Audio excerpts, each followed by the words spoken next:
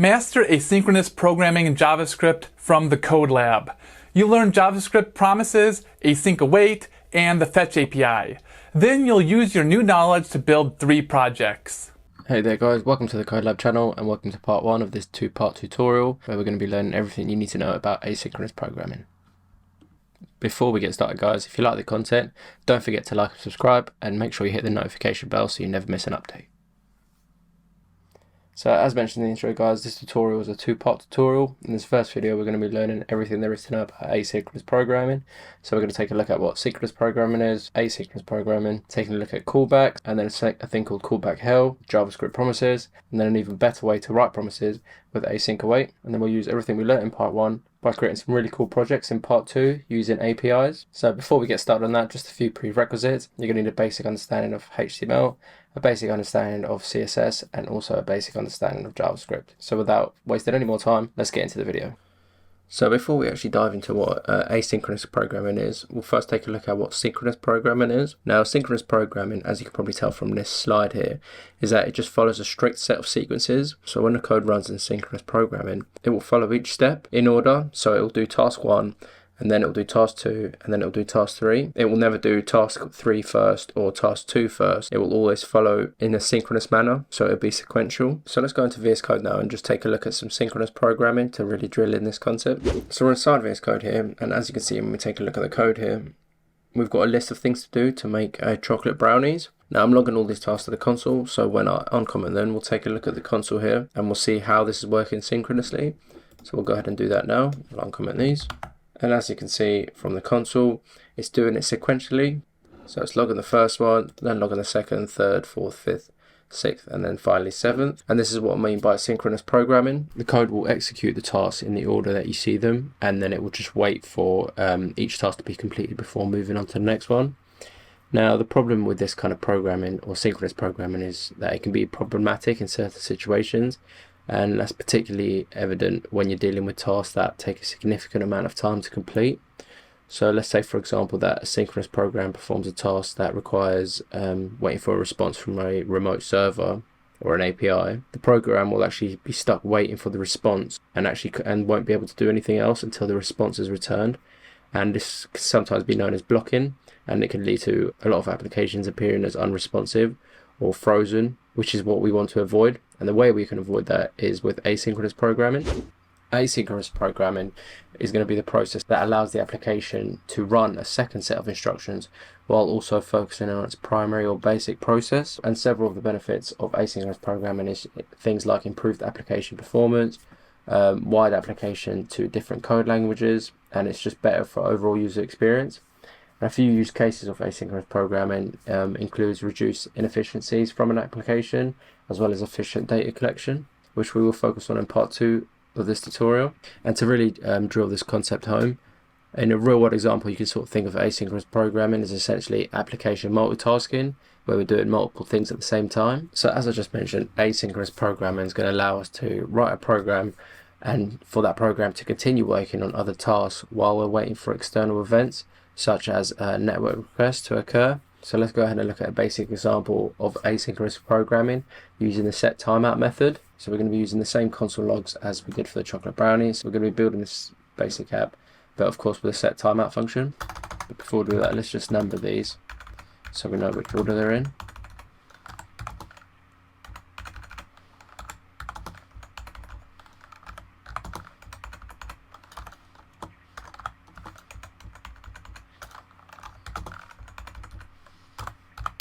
And I'll speed this up just to save some time. You can see now I've put these all in a set timeout function, but if you take a look at the console now, you can see they're not firing off sequentially anymore. See, it's actually firing off number 8 first, and then number 1, and then 3, and then 7, and 2, 4, 6. So it's not running sequentially, and it's not running in the order that we want it to.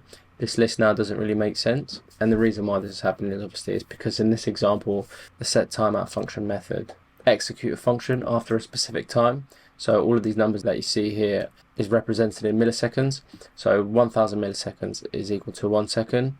So first one is 1 second, second one's 2 seconds, second and a half, 3 seconds, 4 seconds, 3 seconds and a half, 1.8 seconds, and then half a second. So the function passed to the set timeout functions will be executed asynchronously, which means that the program will continue to execute the next line of code without waiting for the other set timeout to complete. So this is just a basic example of what asynchronous programming is using the set timeout function. Now, say that we want to fire these off in the correct order. What we can do is use these set timeouts, put them inside functions, and then use callbacks to fire them off, which I'll explain in just a moment what callbacks are. But first, let's just put these set timeouts into functions. So we'll just go inside the first one, and we'll say function task 1, and then set task 1 inside of there.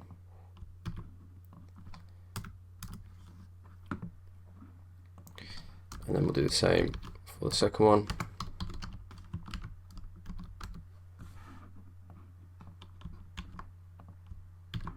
And I'll just speed this up because obviously you guys get the gist of what we're trying to do.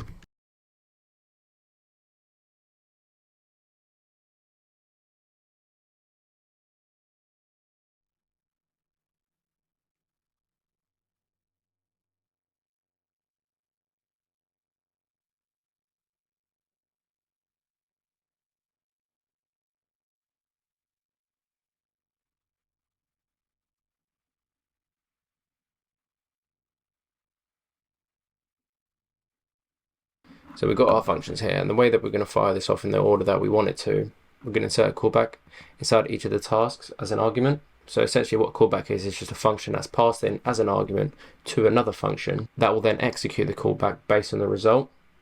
So essentially they're just basically functions that execute only after a result is produced, and callbacks have been quite an important part of asynchronous programming. So we've got our functions here, and the way that we're going to fire this off in the order that we want it to, we're going to insert a callback inside each of the tasks as an argument. So essentially what callback is just a function that's passed in as an argument to another function that will then execute the callback based on the result. Essentially they're just basically functions that execute only after a result is produced, and callbacks have been quite an important part of asynchronous programming. So what we'll do is, inside of task 1, we'll give it an argument of callback, and then we need this to set off inside of here. So we'll set callback, and then we'll do the same for task 2. And again, I'll speed this up.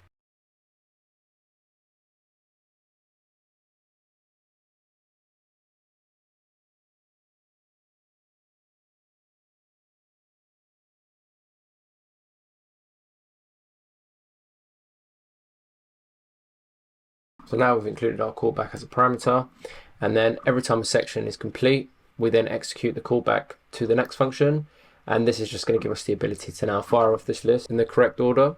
So the way we'll do that is we'll go at the bottom here, we'll grab task 1, and then because task 1 takes a parameter, it's going to take in that callback, but we're just going to use an arrow function here. So when task 1 is complete, we'll then want to grab task 2. Task 2 also takes in a callback. Task 2. And then after task 2 is completed, we want task 3, which also takes in a callback.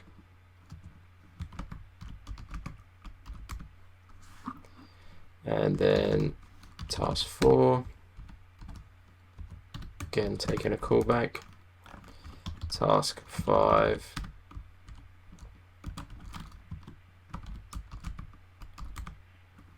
task 6,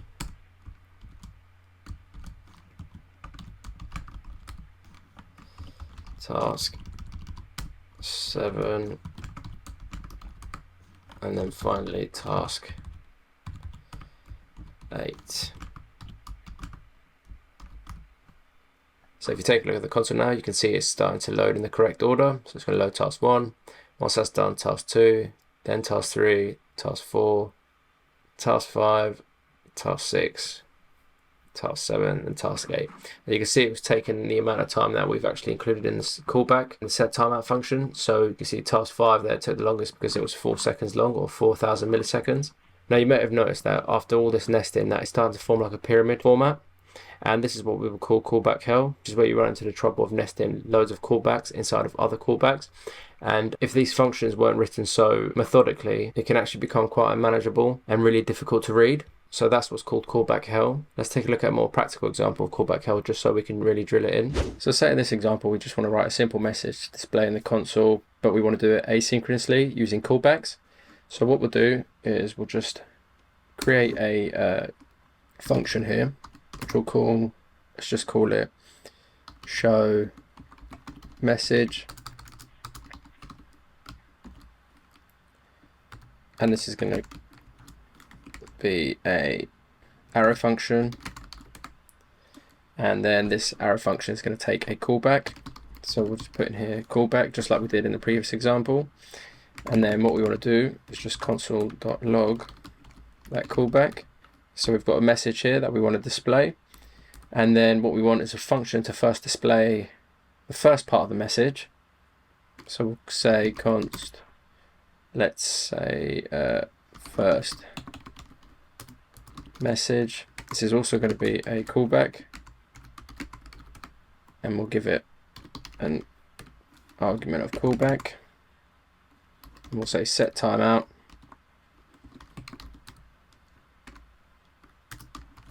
It's going to equal an arrow function, which is also a callback. So inside of the set timeout function, we want to trigger this show message, and which is going to display that first message. So we'll say show message. We want that to display hello, and then after that we want to fire off our callback, and we want this to be, let's say, 2000 milliseconds long. It's 2 seconds long. And then for the second part of the message, we want to create another function. So we'll say const second message.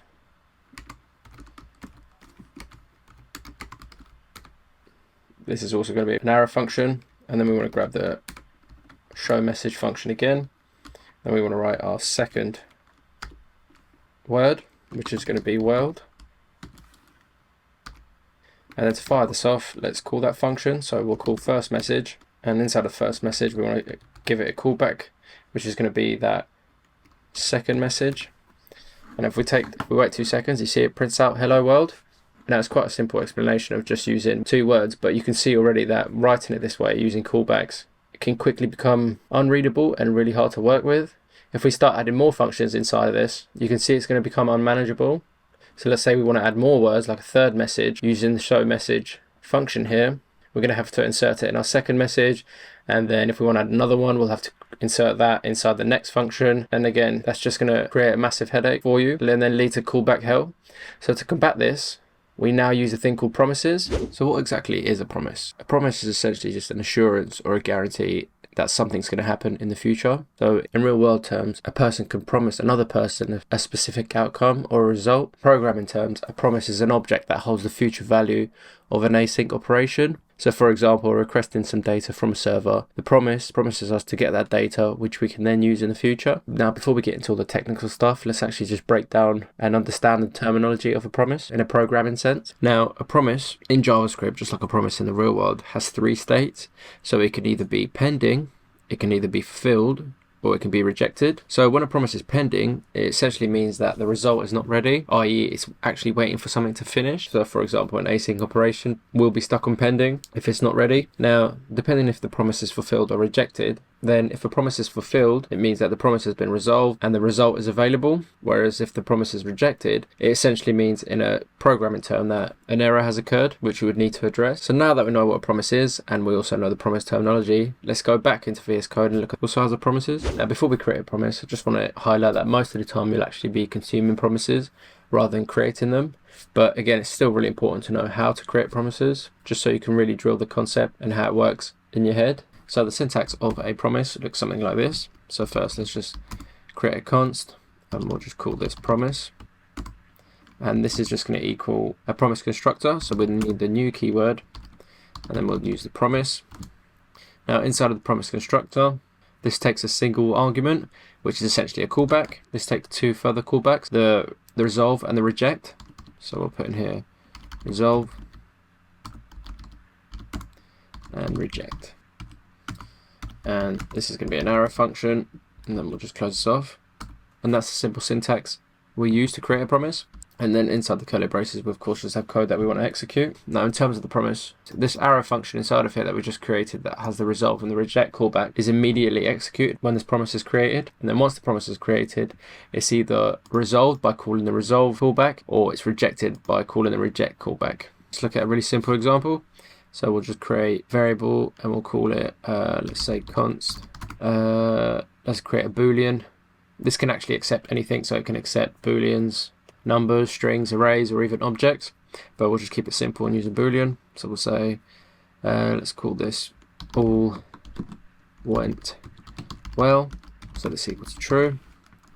So we'll have our if statement in there. So if all went well is equal to true, then we want to grab the resolve callback, and then we'll just log in here, all things went well. Else, we then have the reject, which we can say, oops, something went wrong. Now let's log this into the console and see what we get. A promise. Take a look at the console now. You can see now the promise is in the fulfilled state, and then let's just showcase what would happen if it fails this. So let's just set all went well to false.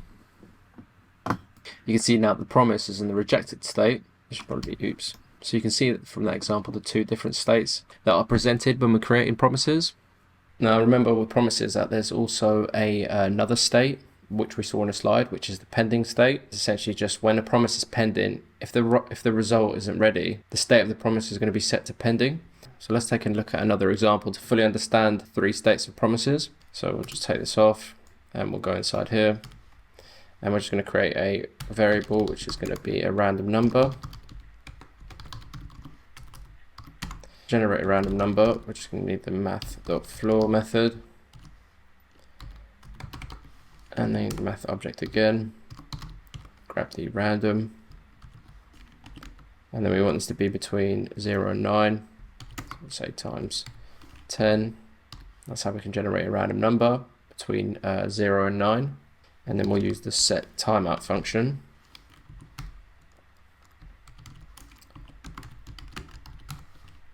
which is going to accept that resolve and reject. So we're going to say if random number is less than 4, we want to grab the resolve, and we want it to display, let's say, well done, you guessed right.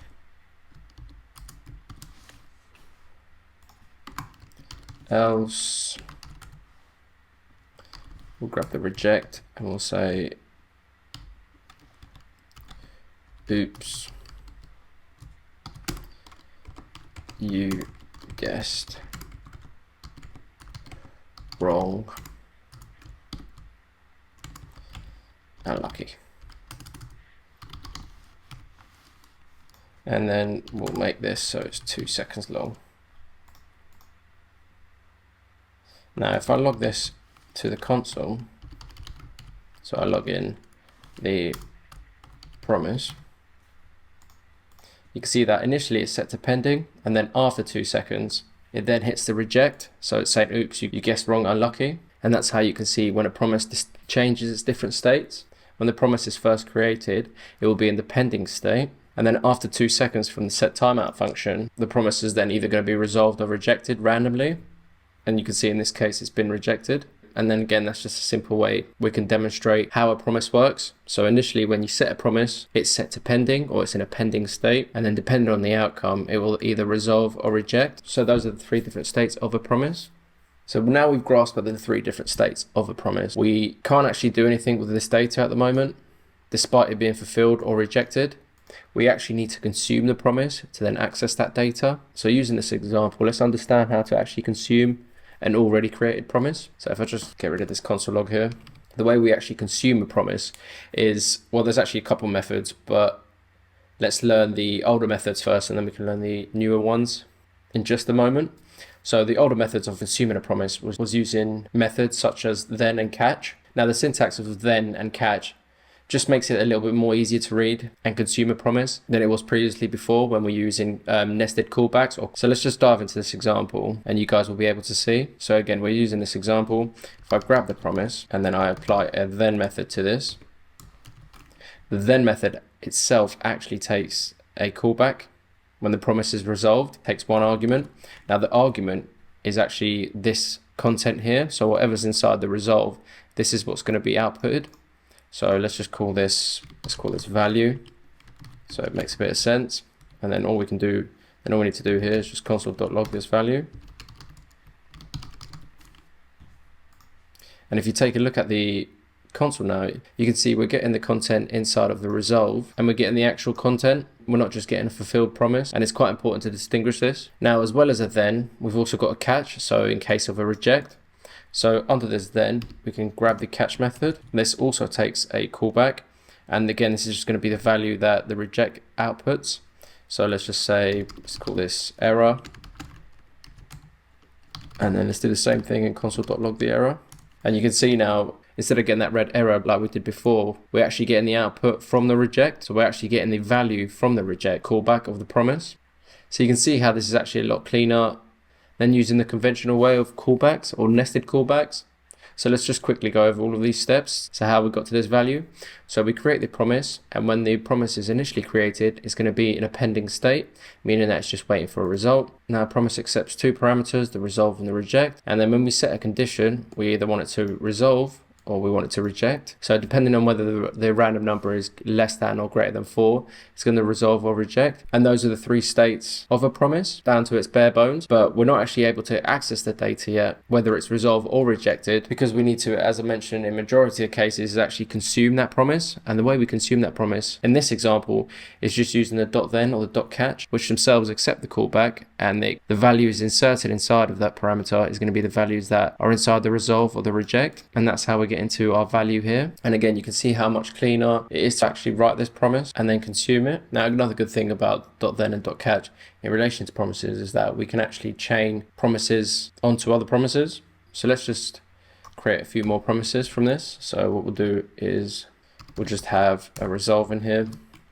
and this is just going to say, well done, promise 1 is resolved. And then let's just duplicate this a couple more times. Say promise 2, promise 3, and then we'll say well done, promise 2 is resolved, and then promise 3. Let's actually reject promise 3 so it fails.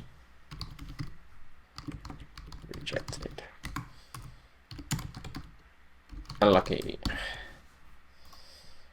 So then again, what we can do from here is actually chain onto these, so we can fire off these promises. So we'll leave the .catch for now,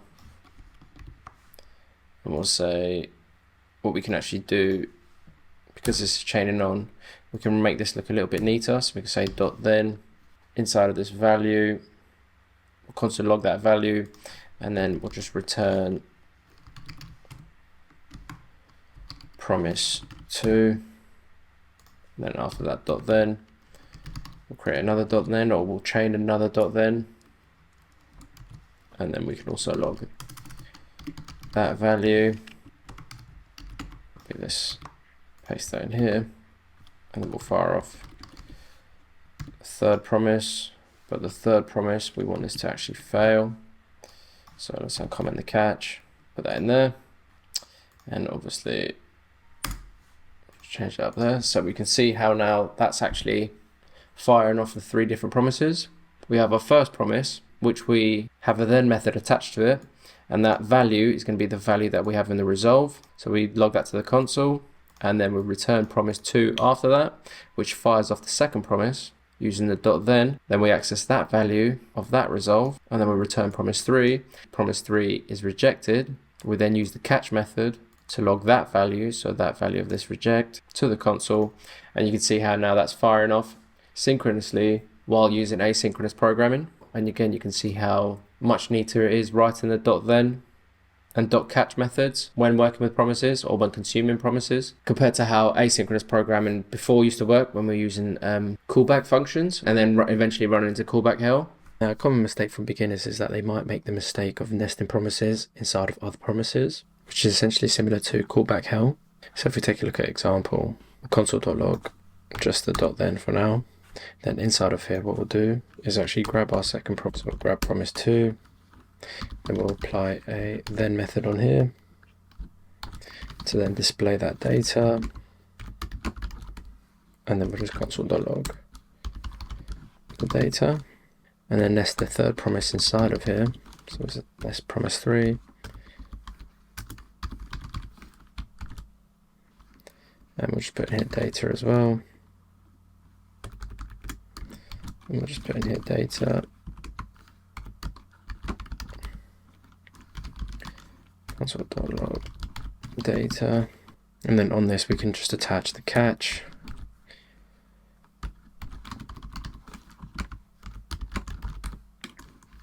and then console.log the error. Then you might even have a .catch after this, so you can put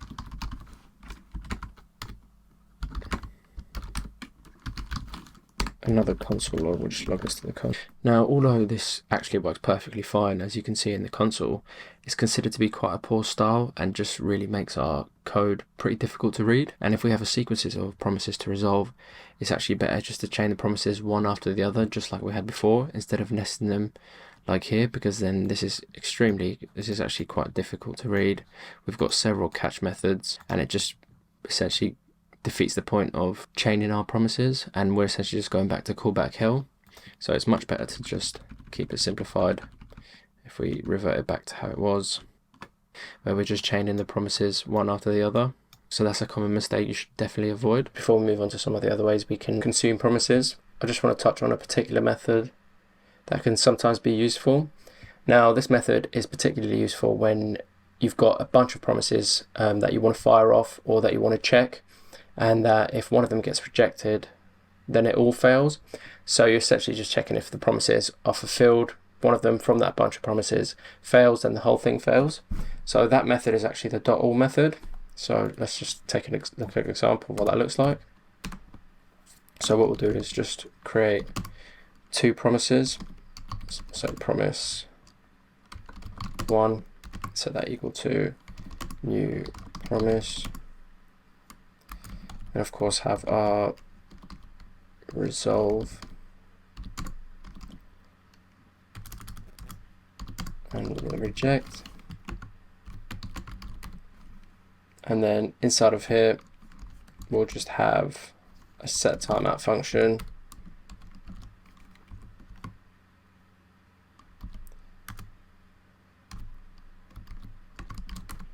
which is just going to resolve. So we'll say promise 1 resolved, and we'll just make this 2 seconds long. So that's one promise, and then let's just duplicate this, change it to promise 2, and let's just make this say 1.5 seconds long.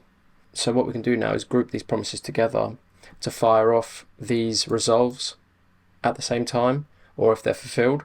So the way we do that is we'll just grab the promise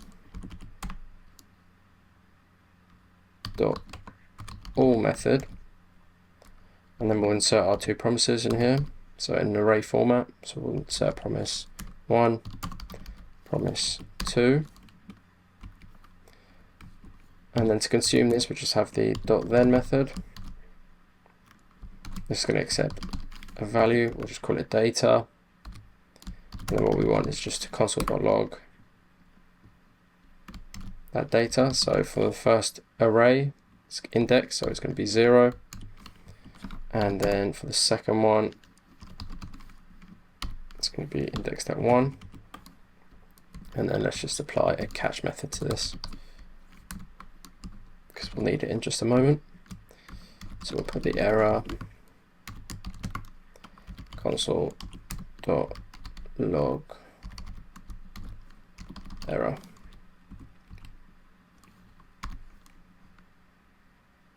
Oh, it's console.log.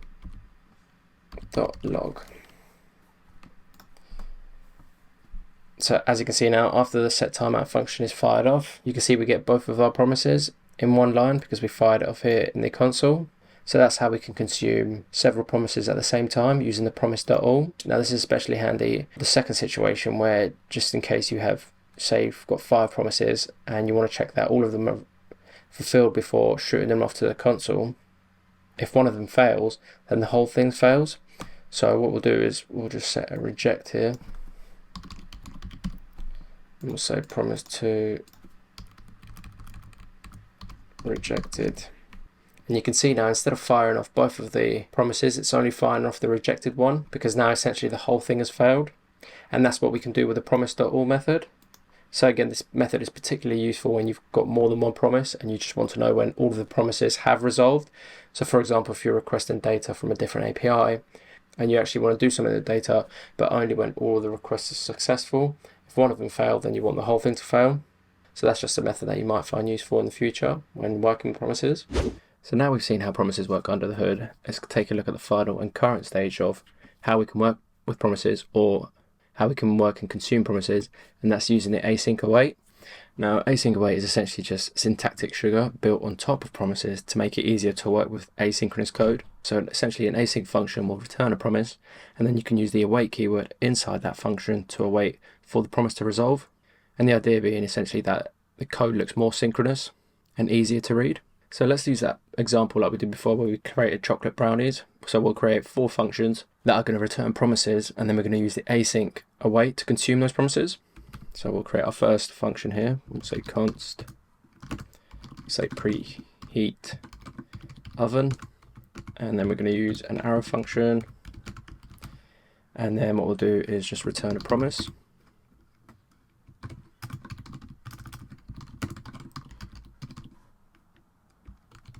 Then we'll have our resolve and reject. And then inside of this, we'll just have a set timeout function, which is just going to have a variable inside of it, which we're just going to set to preheat oven is equal to true. And then we'll just have a simple if statement. So if preheat oven is true, then just resolve. And then we'll just have some text in here saying preheat oven to, let's say, 180 degrees. And then we can also have an else. So we'll say failed. Oh, sorry. We need to actually put it inside the reject. We'll just say failed task. And then we'll just make this, let's say, we'll say 1 second long. So we've got our first function that we're going to use, or our first instruction. We'll just duplicate this a couple more times so that we can use some more functions. So for the second one, let's just close these quickly. The second one we'll call, let's call this one, this is going to be add sugar and choco chips. Open this up and just change a few things around. So we'll just say add, we'll say choco, add choco, if that's equal to true in here. We'll say place butter and chocolate chips, stir until melted and smooth. So that's going to be for that function. Then we'll have another function and we'll call this one, this instruction is going to be add the flour, cocoa and salt. We'll say in here add salt, flour, add salt flour, and then for the resolve, say add flour, cocoa, and salt, and stir until smooth. And then finally we'll have one more, which is just going to be baking the mixture. And then we'll say bake mixture in there. If bake mixture is true, let me just want to say bake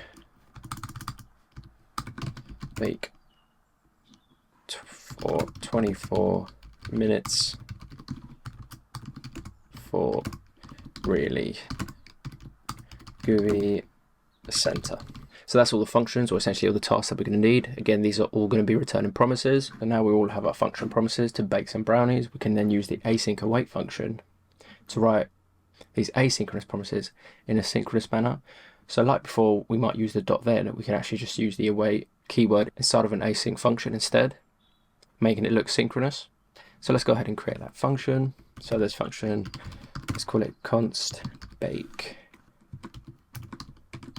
chocolate brownies. And then to make this an async function, we're going to need to use the async keyword before brackets. And because we've now defined this as an async function, we can then use the await keyword inside of this async function. So let's do that first with our first task, which is to preheat the oven.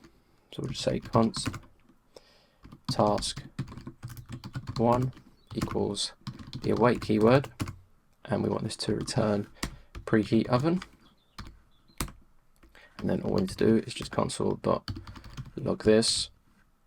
So we'll log task 1, and then we actually need to call this function. So we'll say bake chocolate brownies. And as you can see, it's telling us to preheat the oven to 180 degrees. You can see we're using the async keyword here to make this an async function. Then we're using the await keyword, which awaits a promise, being the preheat oven task. And then once it's completed that promise, but either resolved or rejected, then it logs it to the console. Once we call this async function, and you can see it's logging it to the console. And again, the beauty with this now is that if we do it for the other ones, so const task 2 equals await. So we're going to await the add sugar and choco chips. We'll then log that to the console. Task 2, just create a space between these, and then we'll do const task 3 equals await add flour and salt. We'll also log that to the console, and I'll just comment that out at the moment so it's not firing off. So we'll say task 3, and then finally we can do one more for the last one. So const task 4 equals await bake mixture,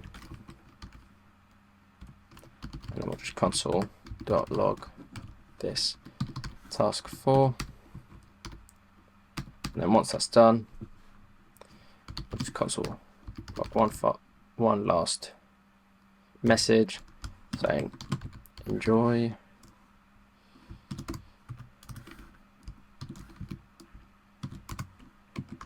your perfect brownies. Chocolate brownies, that's important. So now we'll uncomment this. And if we take a look at the console, we say preheat the oven, place butter and chocolate chips, add the flour and cocoa, bake for 24 minutes for really gooey center, enjoy your perfect chocolate brownies. So you can see now using the async await, we're writing asynchronous code in a synchronous manner.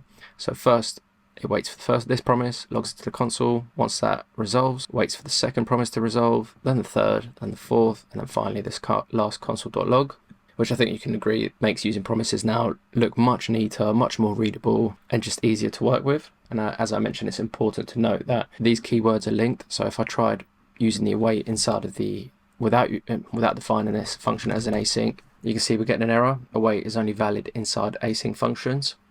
So just make sure you make this an async function before you use the await keyword.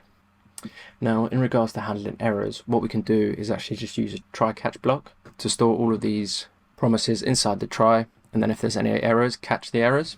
So we'll do try. We'll just grab all of these. Then underneath the try, we'll do a catch.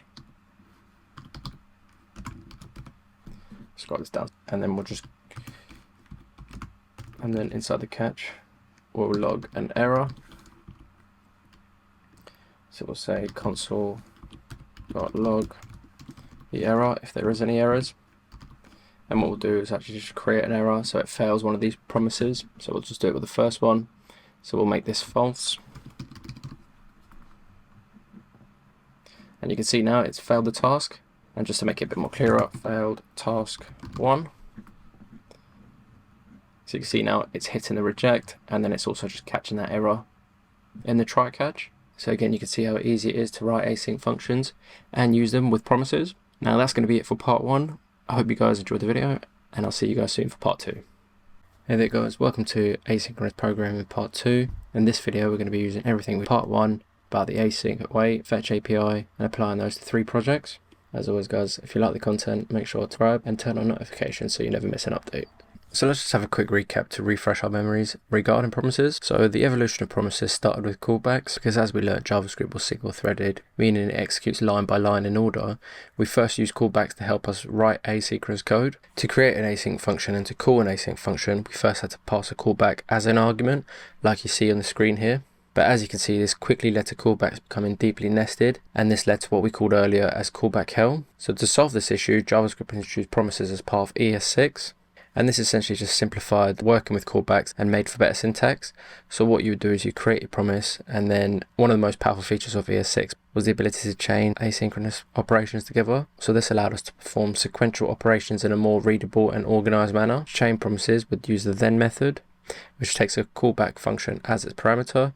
The callback function receives the resolve value of the previous promise as its argument, and then inside that callback function we return a new promise to continue the chain. Or if we wanted to have errors, we would just use the catch method, which as we saw earlier is called when any promise of the chain is rejected. Now even this approach wasn't foolproof, and chaining would have similar drawbacks to that of just regular callbacks, meaning that even chaining could lead to callback hell. So to tackle this, JavaScript with the release of this approach was an excellent way to avoid the previously discussed callback hell, but async await actually takes this even further. With async await, you can see it's much easier to read, to follow and maintain, and essentially just came about as a way to improve the code readability for asynchronous operations. And this is the modern way now of using promises. Now the fetch API is basically just a feature that allows you to make HTTP requests to a web server. So you can make like get requests, post requests, put requests, or delete requests. And what's really cool about it is that it's built into modern browsers, so you don't need any additional libraries or packages to use the Fetch API. And simply put, the Fetch API just makes it easy to get information from a website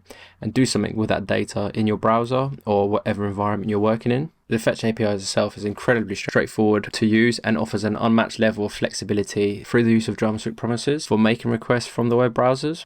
Now the fetch API syntax is relatively straightforward. All you need is the URL of the resource you want to fetch, plus some additional code that tells the browser what to do with the response from the server. So again, the fetch function accepts 2 parameters. You've got the URL to send the request to, and this is actually the required parameter. You need to give it a URL option, and then the second option here, things that you want to put in the request, such as the request method, i.e. a post or a get. But this is actually an optional parameter, but we will be using it in this video because it's pretty powerful. So as I mentioned, under the hood, the fetch API function actually just returns a promise. So for this example, actually, we're just going to use the .then and .catch, but later on we're going to be using async await because it's much more easier to use, manage, and it's much more readable. Now because the fetch is a promise, we can add the .then and .catch to handle the response and handle any errors. So what we'll do is just uncomment this, and we'll say .then, we'll say response, and we actually just do this all in one line, console.response, or we can have the .catch, which is going to handle any errors for us. Now a couple of things that you can see here. By default, the fetch API is a get request, So you can see here it's actually trying to get some information from a remote server, and you can see in the response that we've got the status for 404 again saying that it's not found. That's because we haven't included a URL, which again, as I mentioned, is actually required for the fetch API.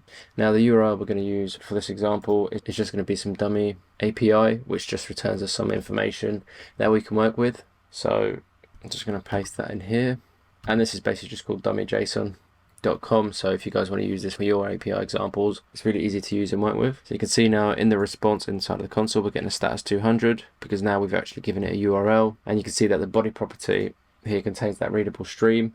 So to use the readable stream in our JavaScript application here, we just need to convert this to JSON. So instead of logging it to the console, get the response and turn it into a JSON. And then obviously we need to add another then method to then log this to the console. So data. Now let's log data to the console, and as you can see now, the JSON method converts the readable stream into the JavaScript JSON object. So it's just a bunch of key value pairs. So it's basically just some information about the iPhone 9. So you've got the description, you've also got the ID, you've got some images, you've got the pricing, you've got the rating. And now that we have this data object, we can use these values in any way we want. So for example, if we wanted to create a website which displays loads of products with a bunch of information, we can now do that using the fetch API, and it really is that simple to use. And that's how we send a GET request using the fetch API. And now again, as I mentioned, we can now display this data in the HTML. Now if you want to send a post request instead of a GET request, we need to define the second argument when calling the function, which is the option object, which is this object here. So inside of this, we need to define a method property and then specify which request we want. So the method that we want is the post method. Now when you send the post method, we also need to set the request header and the body properties to ensure a smooth process with the request. So for the header, we need to add a content type and then set that to application/JSON. So we'll say headers and content type, and we want this to be an application JSON, and then we need to specify what data we want to send. We're going to need to create a body property in JSON format. So after the headers, we have the body, and then use the JSON stringify method to send the data through. So if we actually want to post something with this dummy text in regards to the products, we actually need to change this to add after the /. You can see it's already actually added one extra product. So you can see it's got an ID of 101. And the reason it has that is because products itself, if I just get rid of the add, you can see we've got a total of 100 products. So the first product is obviously that iPhone 9 that we had, because we specified the first product in our example, which was the iPhone 1. So if we want to add to this, you can see the ID now, you see it's already actually been added, and it's given it the ID of 101. Now we want to give it a few extra properties like a description, a price, an age, and a rating. So we'll say description, iPhone 19, and then as well as the description, let's also add a price.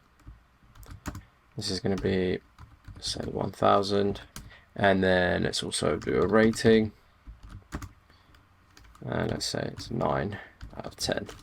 So you can see now we've successfully added a new item to our products here using the second parameter of the fetch API, which is the option object. So all we need to do in this is just specify which method we want to use. We need to include the headers. So the content type we want to create is an application.json, and then in the body is where we include all the data that we want to add. So that's how we can create a post request. Let's now create a put request, which we're going to use to update an existing product. So we'll just grab our first product again and then create a put request. And as you can see, let's change the title actually to the iPhone 19, and then in the description you can say changed to iPhone 19. And if we open up the description, you can see, spelled that wrong.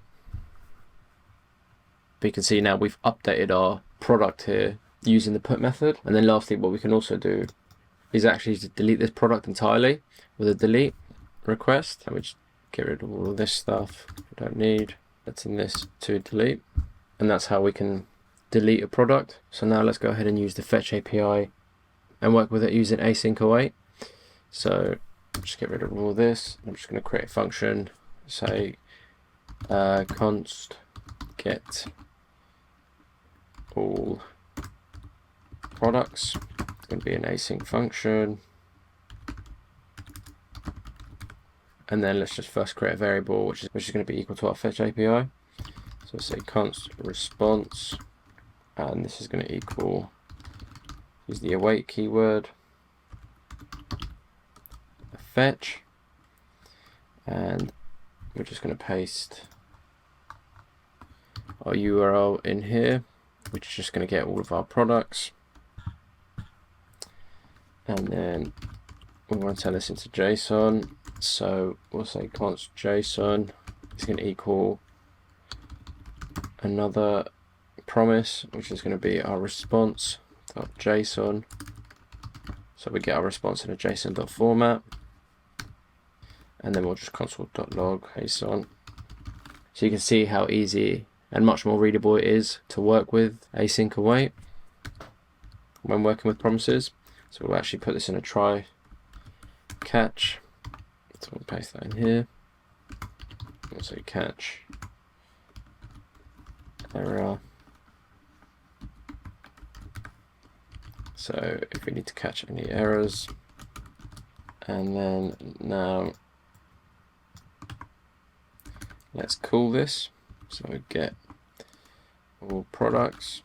And as you can see now, if we open this up, we're getting an array of 30 of the products, 30 out of the 100 products. See all the products that we're getting there using the async await and using the fetch API. And again, you can see how easy it is to read and how easy it is to work with using async await combined with the fetch API. So now we've learned about the fetch API and all the different requests. We're going to combine the fetch API with async await, and we're going to be creating 3 projects using these 2 topics. Okay, so the first project we're going to build here is this Chuck Norris Jokes API. So if you see here, we've got a title, got a paragraph section here, and then we've also got this button, as well as this pretty funky Chuck Norris image. Quite simply, all this is going to do is just load Chuck Norris jokes. So if I click on load another, you can see now it's loading us a Chuck Norris jokes. So when Chuck Norris makes cupcakes, the frosting on them is blood, just not his. Very good. And then if we load another one time Chuck Norris was crossing the street without looking both ways. He ran over a car. Again, another good joke. That's what we're going to be building in the Chuck Norris API. We've got Visual Studio Code open here, so it's fresh, empty project. We've got an index.html file, a style.css file, app.js file, and then also got the image folder, which has this image of Chuck Norris. The first thing we want to do in the index.html is just build the structure of the project. So we'll just say here, Chuck Norris jokes. Inside the body, we'll have a div with the ID of container, which is just going to house everything. And we're going to have a h2, which is going to say Chuck Norris API. Then inside of that, we'll have another div, which is going to contain our joke. So we'll say joke container, paragraph, and this is also going to have an ID of loading joke. And this is just going to say press load another for joke. And underneath our button, this is going to load joke btn. It's going to say load another. And then underneath that we'll have our image, which is just going to point to the image folder. Chuck Norris photo. Then we'll also give this an ID of Chuck. And then we'll just open this up with live server. So we have a page here. Obviously it's got no styling at the moment. Do that next. So first we need to link style sheet. We'll link to the style.css. And then while we're here, we'll also link a script file. So now we're ready to style our app here, and then we'll work with fetch and async await so we can retrieve Chuck Norris jokes. So we'll head into the style sheet, and then first we'll just target everything. So we'll say box sizing border box, set the margin 0, padding to 0, and then let's also set the font family to monospace. And then we'll grab the container, and then we'll set the position of this to relative, because we're going to be positioning the Chuck Norris image absolute in a moment. So we'll set the background color of this to be hashtag 1F1 F1 F1, sorry, just 1F. And then we'll make the height of this to be 100 viewport heights. We'll set the color of everything to be lime green. And then the font size, let's make it 1.56 rem actually. It's nice and big, maybe a bit bigger actually, 1.8. And then we'll text align everything to the center. Overflow, let's just set that to hidden just in case. And then we'll just add some padding on the top and bottom, and 0 on the left and right. And then let's just make sure the width is 100%. The container. Then we want to grab the paragraph of what the joke actually loads in. We'll say container P, and we'll say line height for that is going to be 1.2 rem. Sorry, M. And let's just add a bit of margin top to this, so 20 pixels. And let's also add some margin bottom of 10 pixels. Font size, let's make it 1.3 rem. That's too small, let's say 1.8. Nice. And we'll also set the width of this to be 100% of the container. And let's just add a little bit of pattern on the left and right. So it's starting to look good. And then as for the container itself, we're going to make this a fixed height. So we'll say joke of container, the div which wraps around this of the joke. We'll say set the height of this to be 200 pixels. And then we'll target the load button. So we'll say this is load.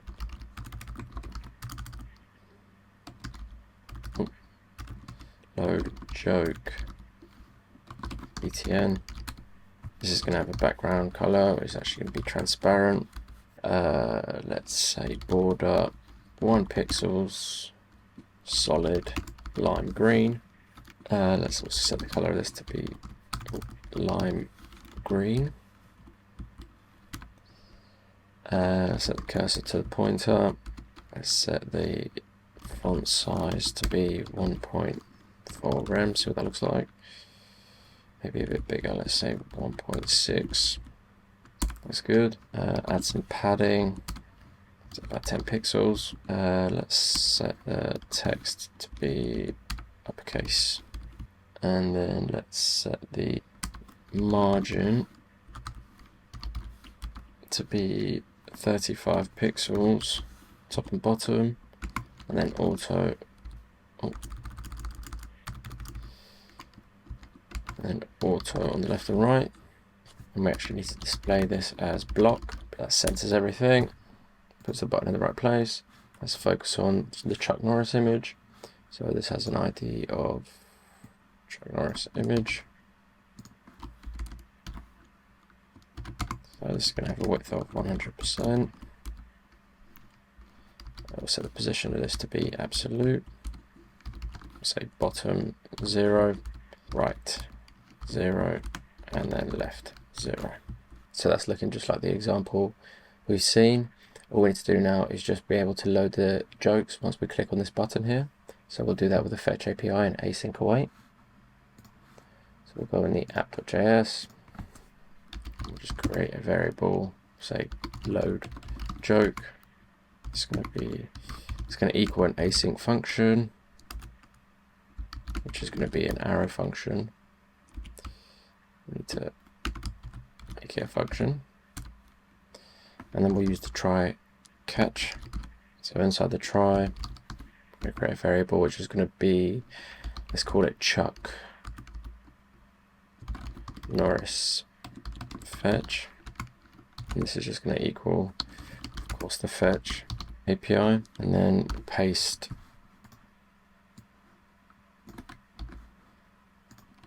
API or the URL in here.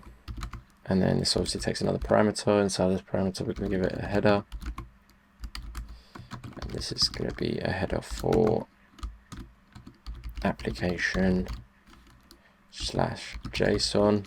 So that's the waiting for the fetch. Then we need to convert this to JSON. So we say const joke data. It's going to equal the await again, and Chuck Norris fetch dot JSON, which is going to turn it to JSON format for us. And then we need to get the actual value from this joke data to display in our app here. So we're going to say document.getElement by ID. We're going to target the loading joke ID. And then we're going to target the inner HTML, which is going to equal joke data dot value, which is going to be the joke. And obviously we'll have the catch, which is just going to console log an error for us if there is an error. And then lastly, to get the joke, we need to target the button here and add an event listener. So when we click on this, loads this function here, which is an async function, which is just going to get a random joke for us, or a random Chuck Norris joke for us. So say document.getElement by ID. We want to grab the load joke btn and add an event listener on this. It's going to be a click event, and we're going to target the load joke function. This should load us a Chuck Norris joke when we click on this. So if I click on the load another joke, so you can see it's given us a joke straight away. If we click on it again, it gives us another joke, and it'll keep giving us random jokes about Chuck Norris. So that's the first project that we created. Really simple to create. A really simple use of the fetch API, just turning it to JSON and then changing the inner HTML whenever we click on the button using an event listener. Let's now move on to the second project, which is going to be a weather app.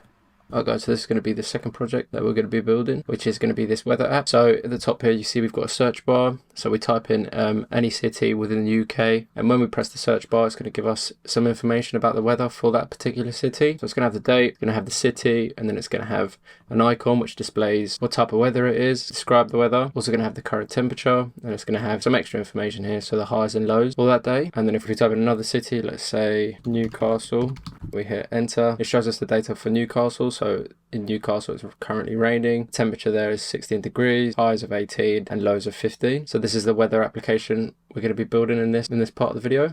So we've got our blank canvas here again. So inside our async project, we've got a body, and we've got a bare bones HTML. We're going inside the body, and we're just going to have a container class, and this is going to be called app. Inside of app, we're going to have the search bar.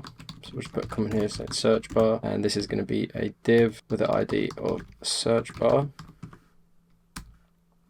And then we're going to have an input, which is going to be the type of text. We're going to have the ID, set that to search bar input, and then we'll just have a placeholder on this, search by city.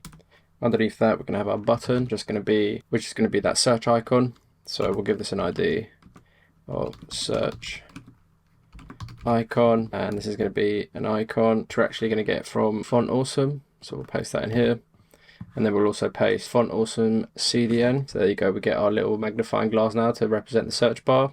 So there's the input, so we could type in a city. And now we've got the button to submit the data that we type into here. So underneath the search bar, I have the date and the city. So we'll give this a wrapper class of info, paragraph, ID of date. And underneath that, we'll have a 3, which is going to have the ID of city. Then underneath that, we're going to have the description, so the description of the weather. I have an ID, the description. Underneath that, we're going to have temp, and then finally we're just going to have that animation at the bottom, which is the high and the low, which is this data here. I'm going to say extra info. So this is going to have an ID, extra info. Then we're going to have 2 div columns in here. and then also another class which is going to contain a header and then going to contain a paragraph which is going to show that extra data. We'll say h5, we'll say highs, and then we'll have a paragraph, have the ID of temp max, duplicate column, lows. We'll have temp min. So just to go over that again, we're going to wrap the whole thing inside of a wrapper div which has the ID of app. Then we've got our search bar div which contains our input. We've also got a button which has a sort of search icon which we'll get from Font.Awesome. So just copy and paste this link inside the GitHub, which I'll leave in the description below. So then you can use the icons from Font.Awesome. So that's our search bar. Then we've got the date and city, which is just this data here. So the current date of that day, and then the name of the city that we search. And then we've also got some description. So this is going to be the description that you see here. So the rain, and then the temp is obviously the temperature here. And then we've got the extra information, which is the 2 columns. So the highs and then the lows. So that's all the HTML we're going to need for this section. Let's just now link the script tag.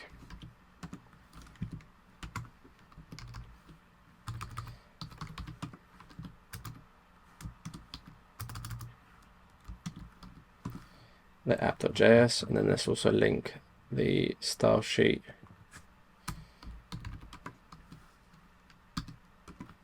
So we can work on the CSS. So let's go ahead now and style this. So we'll head inside the style sheet. And this is going to be quite a large style sheet. So let's get started. We'll grab everything and we'll say box sizing to be border box. Set the margin and padding to 0. And let's set the font family. Let's set it to Montserrat. And then if that fails, set it to sans serif. So let's grab the app, which is the container. We're going to set the position of this to be relative. Set the width to 414 pixels. We'll set the height to be 420 pixels. So display, block, margin, let's set that to auto. So it's in the middle. And we'll say text align. Let's put that to the center. Give it some padding on the top and bottom. Overflow, just set that to hidden.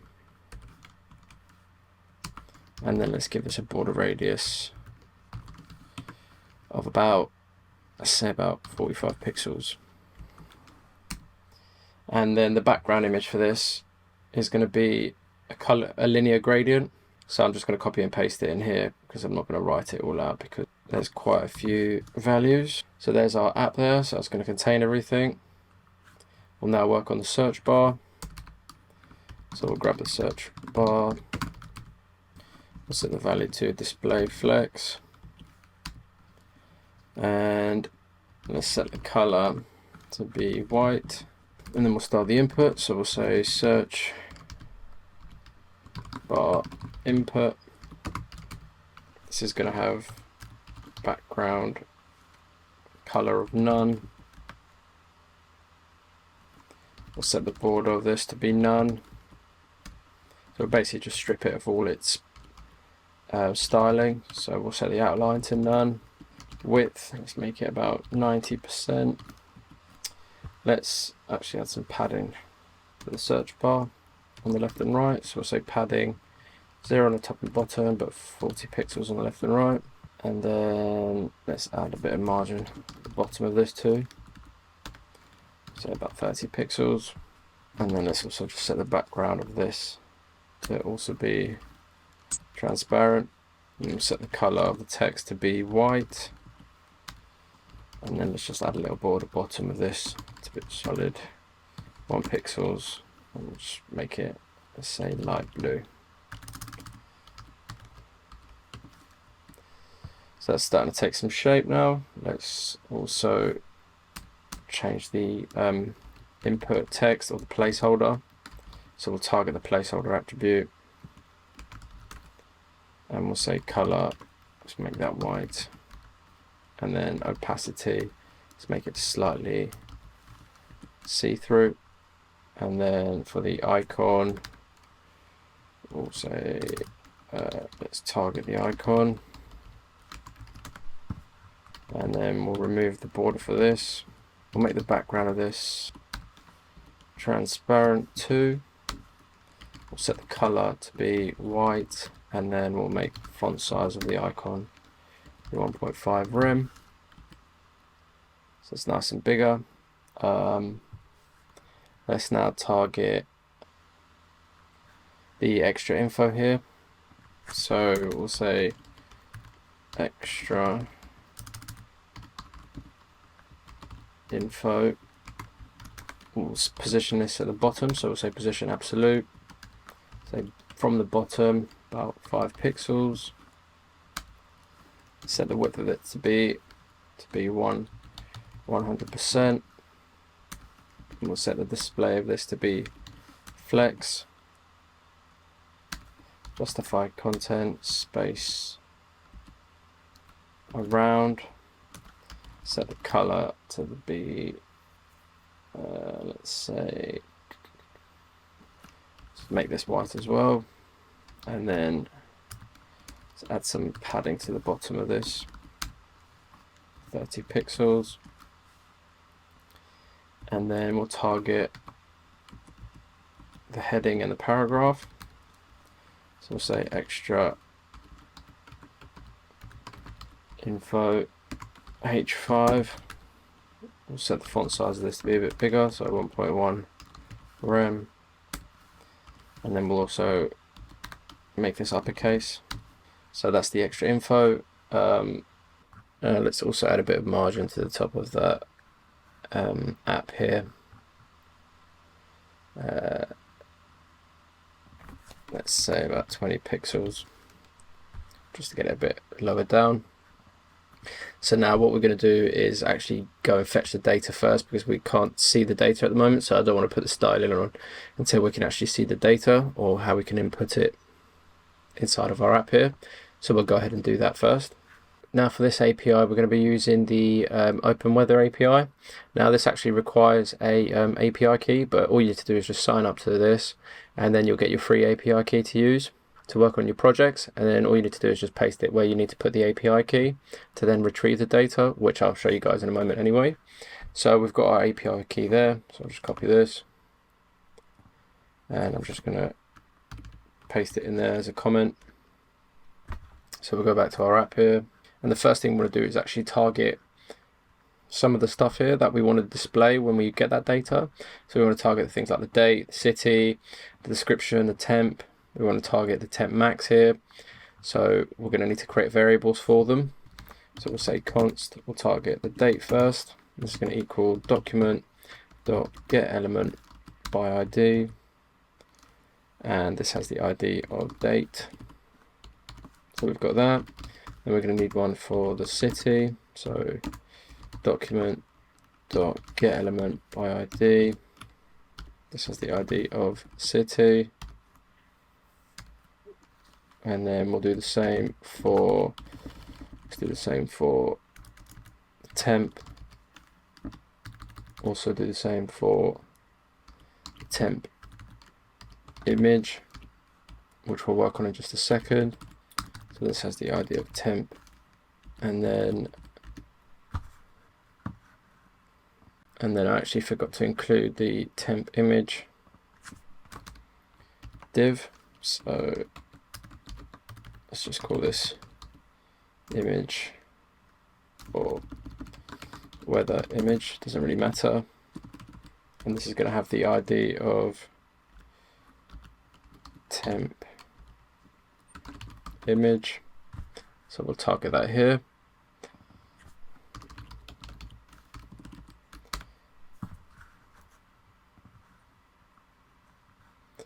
Then we want to target the description.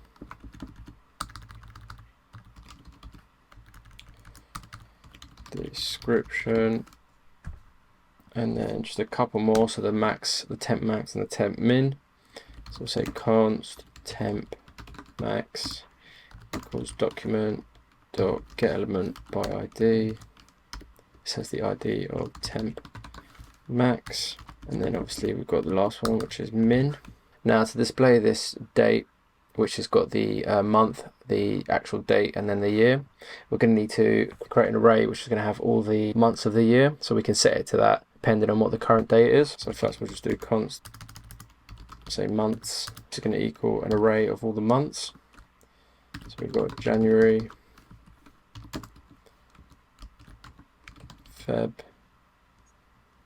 February, March,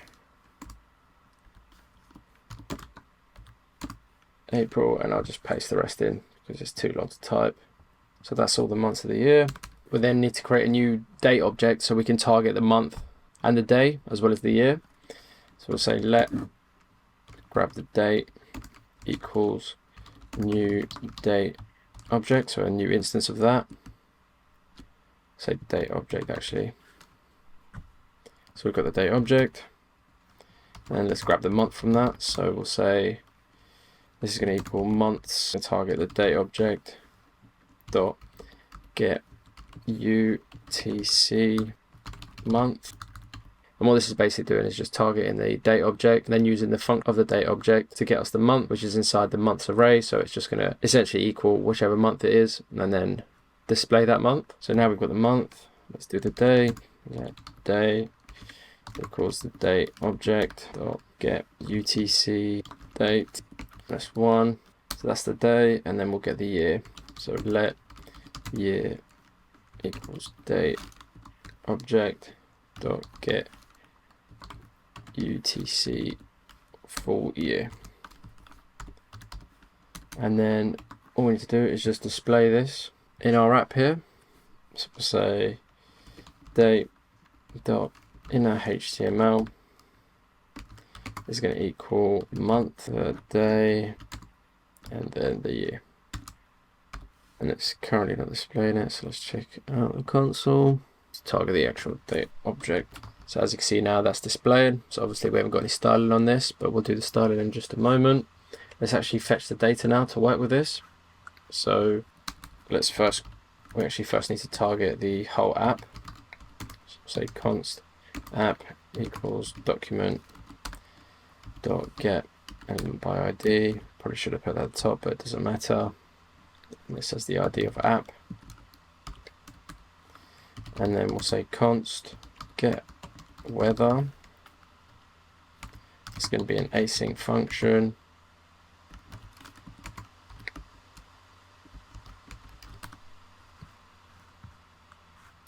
And we're going to have a try catch.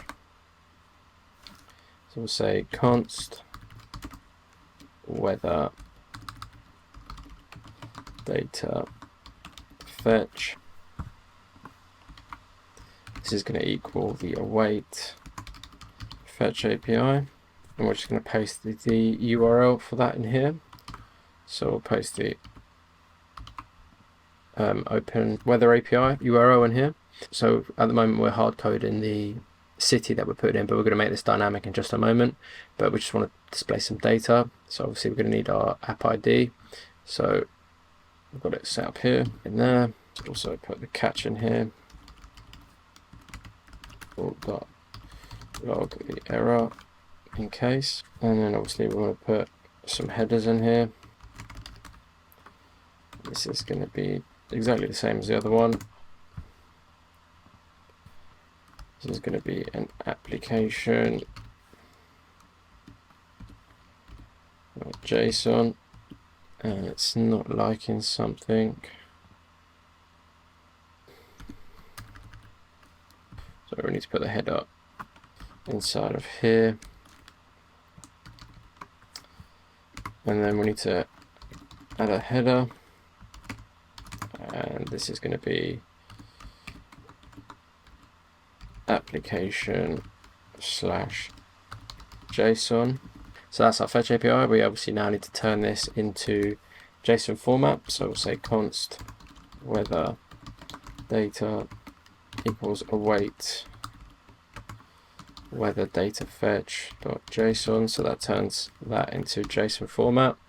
So now we can log this to the console, see what it returns us. Weather data. So let's call this, and as you can see now, it's returning us some data. So it's returning us London, and then it's got loads of other properties that we can work with. So it's returning us the temperature, and then also returning us things like clouds, the coordinates. It's also got time zone, the actual weather itself. So we've got things like the cloud, the icon that will display, the description that we're going to be using. So all of these properties now we can work with and then display in the front end. So now what we need to do from here is target all of these variables that we created, which targets all the IDs of all the HTML elements, and then use the properties that we get from the fetch to change in the HTML of these so we can display them on the app here, just like we've done with the date. So we'll first grab the name, so it displays the city name. So we'll say city.inner HTML is going to equal, let's use backticks, and this is going to target the weather data, and it's going to target the name. If I refresh this, we should now get the name. As you see, we've got London. Let's now do the same for the image. So the way we're going to do the image is we're going to grab the variable of temp image, and we're going to grab the inner HTML, and then we're actually going to create an image tag, which is going to have the source attribute, which is just going to equal the open weather map URL, which is for the image. So I'm just going to paste that in here, and that's going to grab our weather icon. And then we'll do the same for the description. So say .inner HTML, and we're going to target the weather data again. Say .weather, and then we're going to target the index number, which is 0, and then we're going to target the main. So you see we get clouds. So just to see what that looks like, we fetch the weather data, we go inside the weather property, we go inside the index number of 0. This has the property of main, which is the clouds, which is our description. Then next we want to target the image. So we'll say temp image, or not the image, the icon that we're going to be displaying. We'll say .inner HTML equals, and then we're actually going to create an image tag in here, and then set the source attribute to the open weather map URL, and then put the custom data that we fetch from the API so we get the correct icon. So this is going to be the image tag, and we'll grab the source attribute, and this is going to be equal to that URL. So it's going to be http open weather map org image, and then we're going to grab the custom data from the fetch API, and then this is going to be the weather data dot weather property, and we're going to grab the index number of 0, and then we're going to grab the icon, and then we'll say app, let's make it 2x.png, then we'll close this off. And you can see we're now getting that icon, and the way this actually goes and gets that icon is that we're grabbing the weather data, we're getting the JSON response, and then we go inside the weather property, going in the first index, and then we're grabbing the main property, which is equal to clouds, and we're grabbing the icon, which is a specific string which will display the clouds icon or whatever icon we get from the response. So that's how we include the image. And then all we need to do is just include the actual weather as well as the highs and lows. So we'll do that here. We'll grab the temp.inner HTML, and then this is going to equal a h2, and we're going to round this to the nearest number. We'll say math.round, and then chuck that property in here. So weather data dot main dot temp, and that's going to be our temperature there. And then let's just put degrees Celsius in here. Close that off, and then we'll do the one for temp max dot inner HTML, and this is just going to equal backticks weather data dot main dot temp max, and then we'll do min, and then we'll just get the degrees Celsius in there for those two. So now we've pretty much got all the data. The only thing that's left to do is just make the data here dynamic, so when we type in a name it will display that name. But before we do that, let's just go ahead and finish the styling for this. So we'll head back in the style sheet. Let's first style the date and the city. So it says the ID of info. So let's just do that after the input there. We'll say info.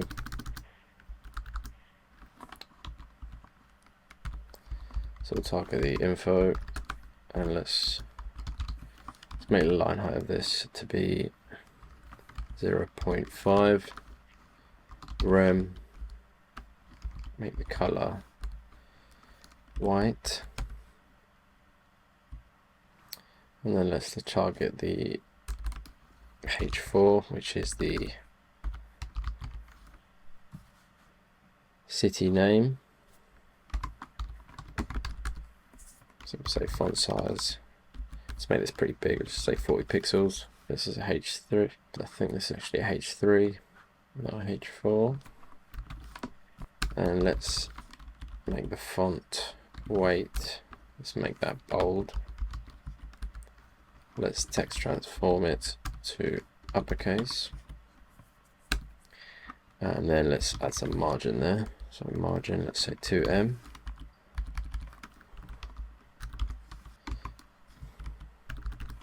Say 0.5M. Yeah, maybe a little bit bigger. There you go. And then we've got the icon. Let's target the description. So this is going to have the ID of description. Let's just make this text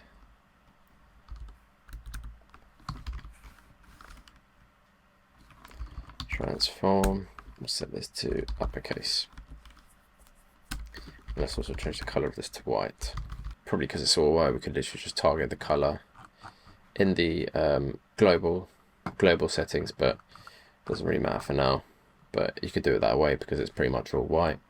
So the last thing to target is the actual degrees itself.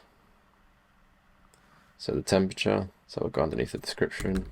We'll grab the temperature.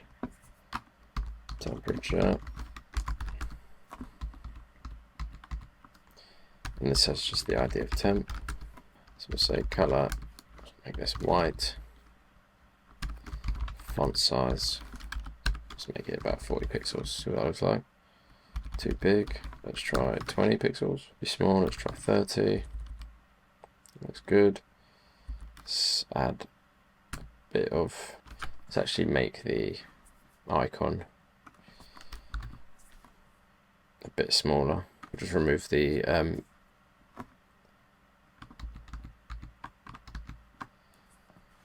so we'll just remove the size property here. So we'll just remove the size in the URL there for the source. So that just makes it smaller because we don't really need it that big. Because we're more interested in the temperature. So let's add some margin top of that. Say 20 pixels. Yeah, it's looking much better.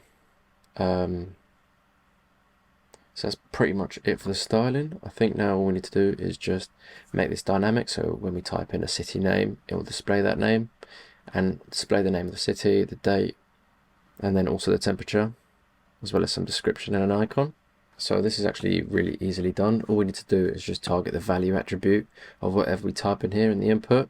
So we get that, and then we dynamically add it to the fetch API in here. So we change this to whatever the variable is going to be, and then it grabs the input value of what it inserts and then uses that value for the fetch, and we'll get the data for the city that we want. So we'll just go above this, say const city name equals document dot get element by ID. I'm going to get the search input, search bar input, sorry. I think it's got the ID of search bar input. Yeah, so just copy that to make sure. So we want to grab the value attribute of this. So whatever we enter into our input here is what the value is going to be. In this case, we want it to be a city name. And then to make this dynamic, and then where we've hard coded London, we need to add the city name in here, but we actually need to put some backticks so that works. Now it's currently going to return us undefined, and it's not going to be able to get us the data because initially calling this right now, so it's fetching nothing because there is no value that we've inserted inside of our input here.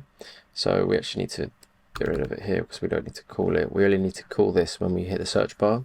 So we go in our index.html, and then where our button is, we add an onClick attribute. So on click, and that's going to be equal to our fetch API variable, so get weather, spelled click wrong. So now this button has the on click attribute, which is going to call our get weather fetch API, and it's going to retrieve us the data that we want. So if we type in a city name in here, so we'll just type in London, this now that we input here is going to be equal to this value, which is then going to be equal to the parameter that we need inside of our URL to retrieve us the data.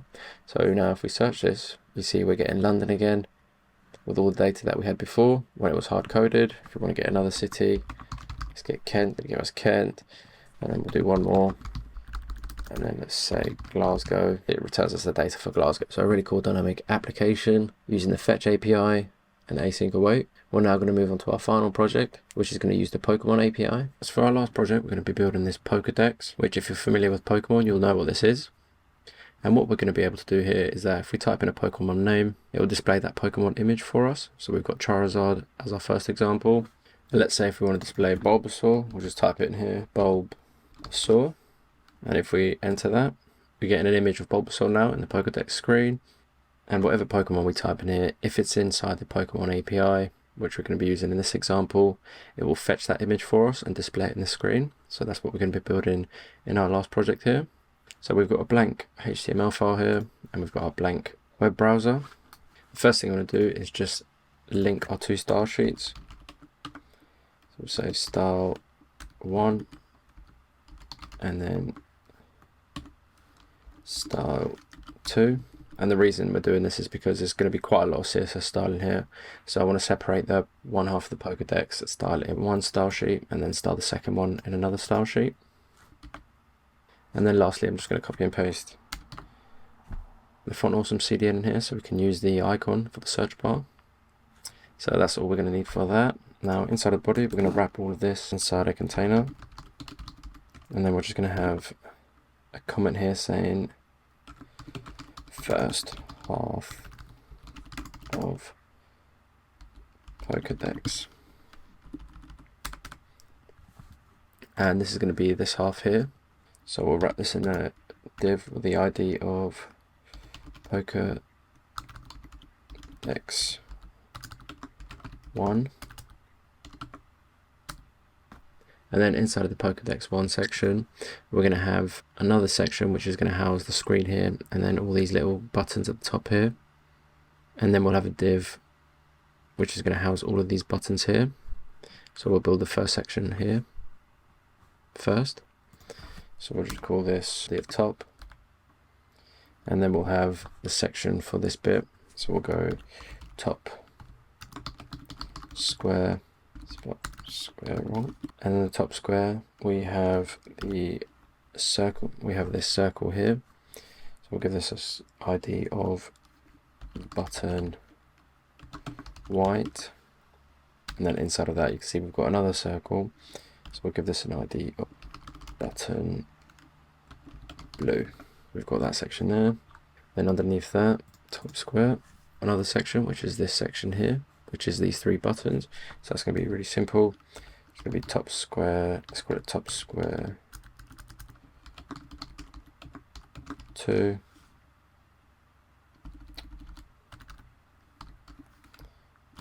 and this is just going to have three divs. One is going to be button red, duplicate that 2 more times, and then button green, and then button yellow. And then we'll have the screen underneath this. So we'll give this an ID of screen. And inside of the screen, you can see we've got a red button. So we'll give it an ID of button red screen. And then we've got 2 bars that you can see here. So we'll say of bar bar 1 and bar 2, and then you can see there's also like a mini screen inside of this, which is going to house the image. So we'll say screen 2. Inside of that we'll have an image tag. We'll leave the source attribute empty at the moment. We'll work on that in a bit. We'll just give this an ID of Pokemon image. Don't need the alt.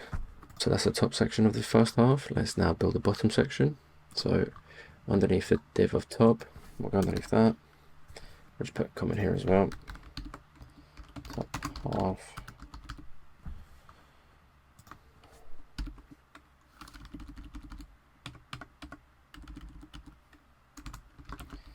Bottom half. So this is just going to have the ID of bottom, and then it's just going to be a bunch of divs which is going to represent all of these buttons here. So first we'll have one for the blue button. Blue will be an ID, say 2, because we already have an ID of button blue. Then we'll have one for yellow, and then we'll have one for the D-pad. Well, it's going to be 2 actually, because we're going to fix these in the styling. So we'll say D-pad horizontal, and then D-pad vertical. And then finally we have one more, oh sorry, 2 more actually. We need the select, we need these buttons here. So that's going to be select and the start. So that's the first half of the Pokedex. We're now going to move on to creating the hinge and then the second half. So underneath the top half here, we'll just fold that. We'll have the hinge, which is quite simply just going to be a div, the ID of hinge, and then second half of Pokedex. But this is going to have a similar sort of layout to the first half of the Pokedex, so we'll just call this Pokedex 2. And in this you can see we're going to have like a sort of hidden div here, so it lines up with the first Pokedex. So if this was to fold in a real life example, it would look consistent. So we'll just have the ID of top square, and then it's going to have a div of hidden. And then we're going to have the search bar underneath this.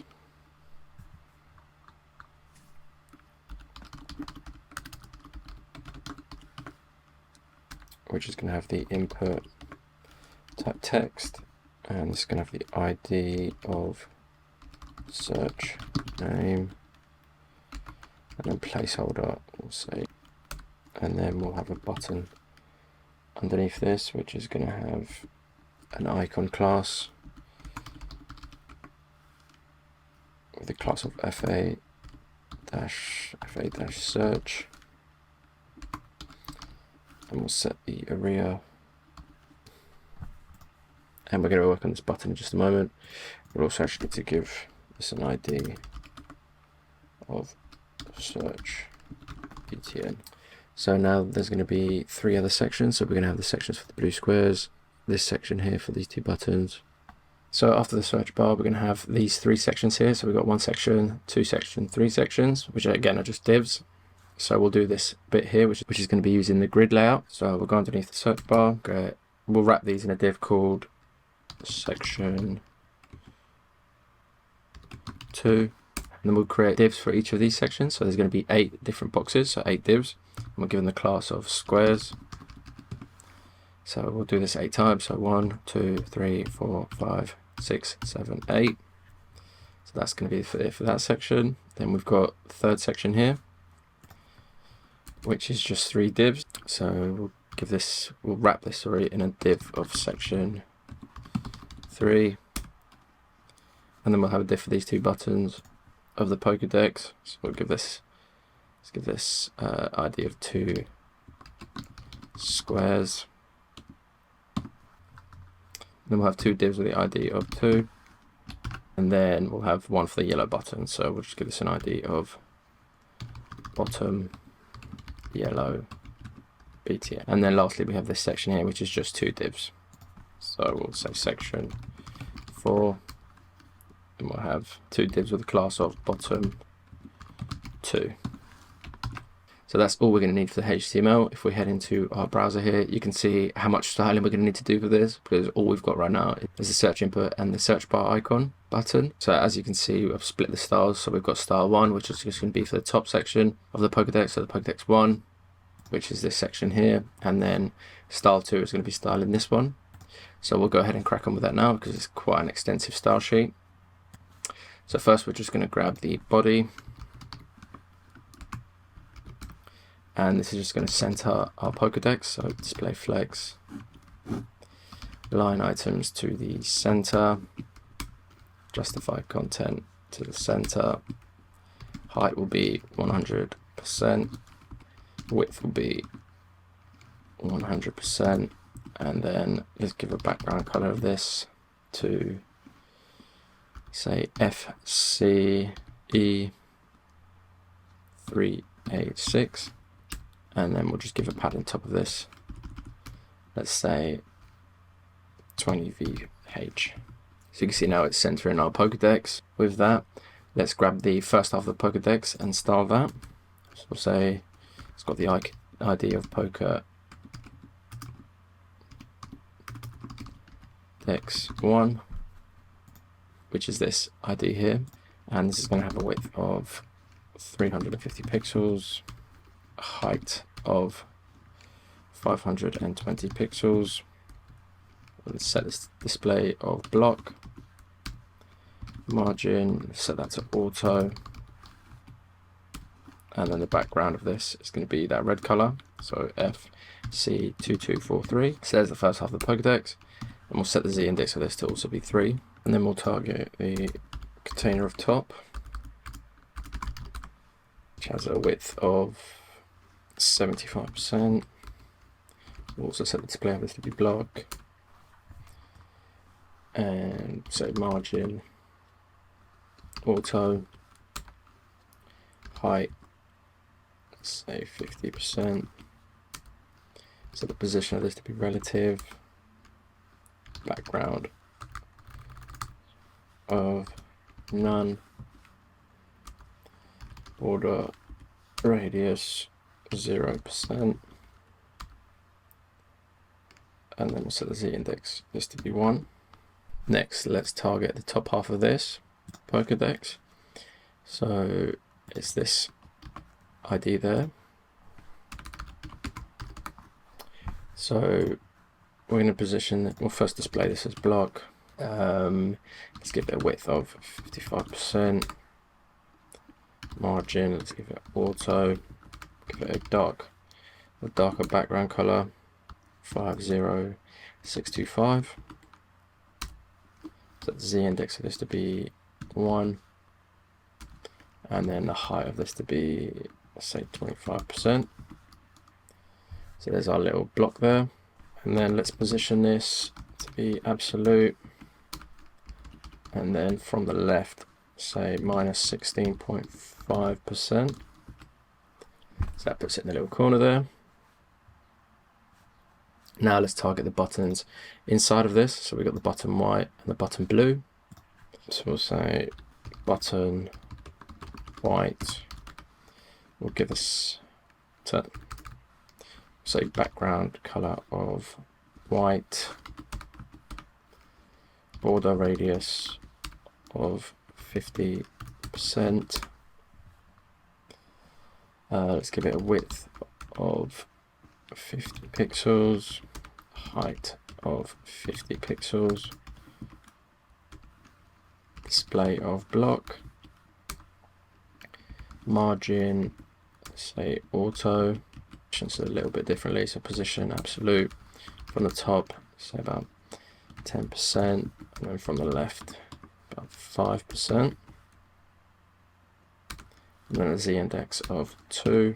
And then we'll target the blue circle inside of this next. So this has an ID of blue. This is going to have a background color of a light blue, so 71 CD F4. Border radius, so this is also going to be 50%.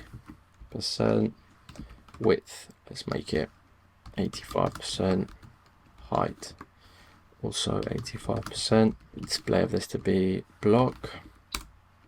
Margin be 0. And then we'll do some more positioning. Absolute, sorry, the margin should be auto. So we'll say from the top about 8%, and then from the left about 3%. And we'll have a z-index of 3. So it's on top of everything. And then I've got the border radius, so border radius also 50%. From the left actually, sorry. Let's push it a little bit more, let's say 8%. So it's more central. It's looking good now. Next we'll target the top square here, which has these 3 buttons there. But firstly I forgot to actually put these inside of the top square div. Otherwise it's going to look really funky. So let's do that first, make sure you do that. And then we'll grab the ID of top square 2, and we'll set the display of this to be block, the margin to be auto. Let's set the background color of this to be the same color there, dark red. Let's set the z-index to 3, and then we'll set the height to be 60%, width to be 162%,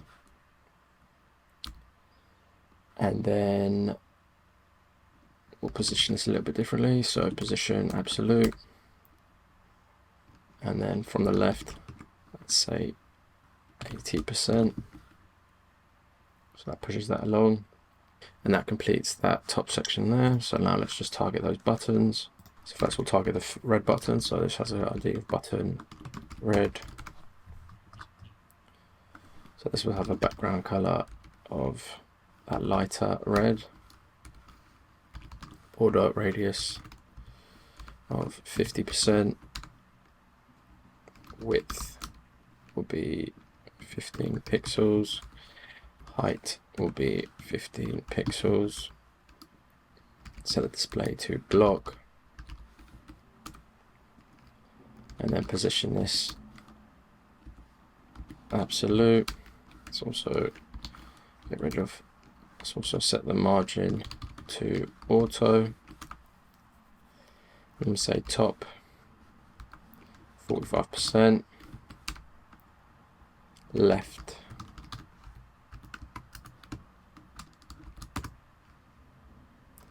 minus 18%, and the z-index, set that to 2.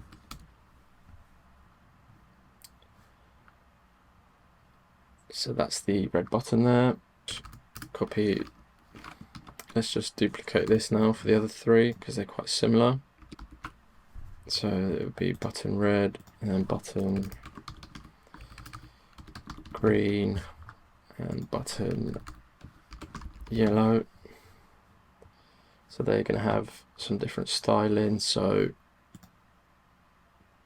button green is going to have a different color, of course. So 5, 8, BB69. Button yellow is going to have FFC F54. Now obviously the position is going to be a little bit differently, so for button green it's going to be minus 8%, and then for button yellow it's 2%. So there's all our buttons there. That's completed the top half. Let's now do the screen, so which is this section here, which is going to house the picture. So we say ID of screen, position absolute, background color of a slightly grayish color, E6, E6, E6, We'll set the display of this to be block. We'll say margin, auto, border radius of 5%. Say position of this to be absolute.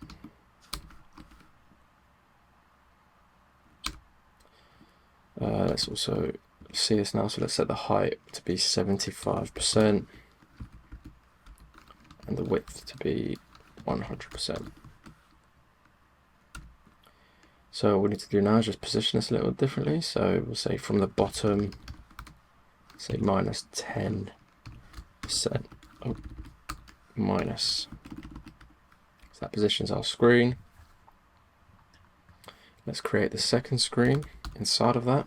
So screen 2. So the position is to be absolute. It's actually pretty similar to this one. So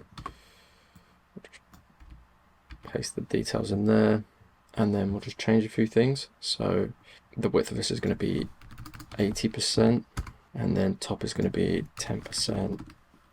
Left is going to be %, and the background of the color of this is going to be a little bit different. So it's going to be EF, E5, F6, FC, and the border radius is going to be a bit bigger, so 8%.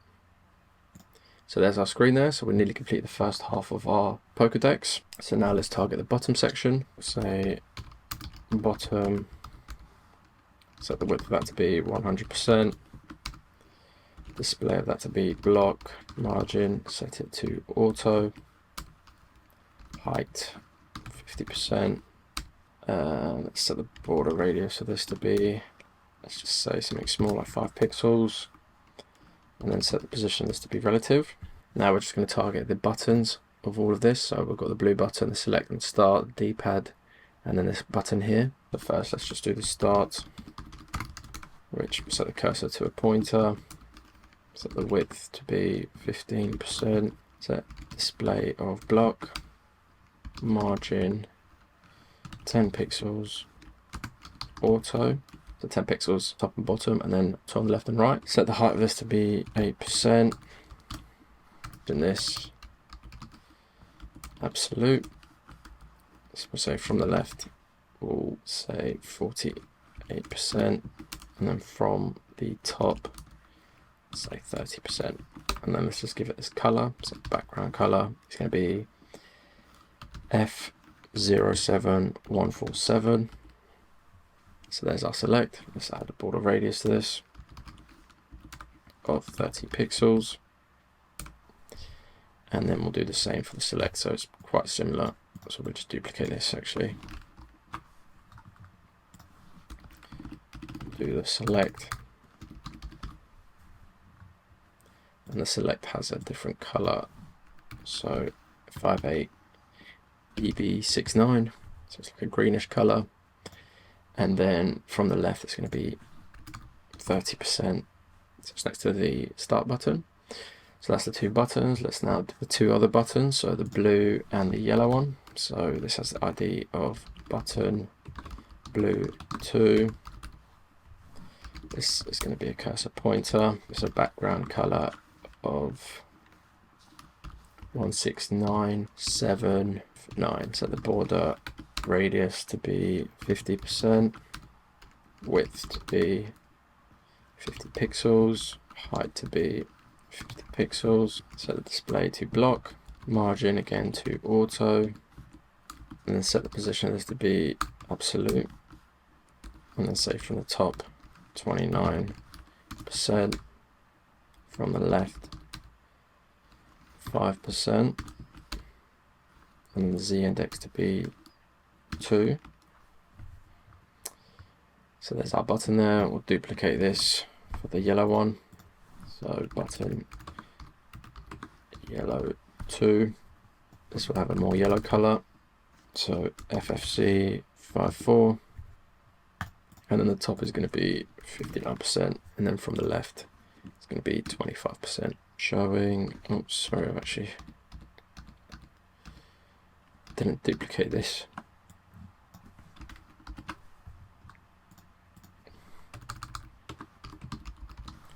So again, this is going to have the color of FFC F54,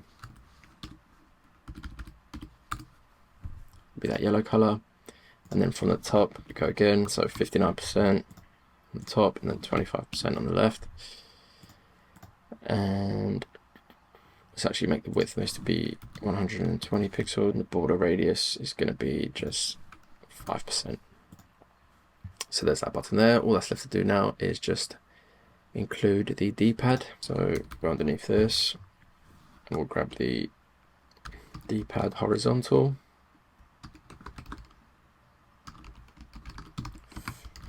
And this is going to be again a cursor pointer, background color. This is going to be a slightly grayish, dark grayish color, 404040. Height is going to be 80 pixels. The width is going to be 23 pixels. And then we'll position it as we'll set the display, to block again. Set the position of this to be absolute. And we'll say the width, and then we'll say top. It's going to be 32% from the right percent.